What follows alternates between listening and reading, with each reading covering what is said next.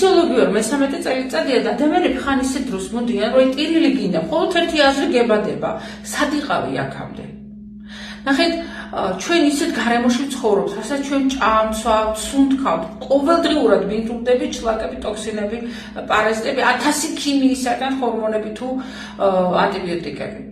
და აი ეს იმის ტოლფასია, რომ ყოველდღე სახლი ბინძურდება და მოგეხსენება, თქო ნელა ისე ბინძურდება, რომ ფეხს წამოდებ და წაიქცევი. ანალოგიურად ეს ჩვენი დაბინძურებული ორგანიზმი ჯერ სიგნალებით, მერე ჩივილებით ბოლოს უკვე დიაგნოზებით გვაწუხებს.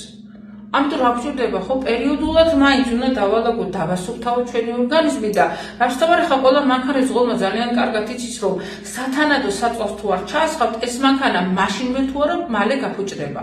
და ჩვენც რომ უჯრედული კვება გვინდა, ჭამასა და კვებას შორის ძალიან დიდი სხვაობა უკვე. ასე რომ ჯერ წმენდა და მერე სრულფასოვანი შევსება.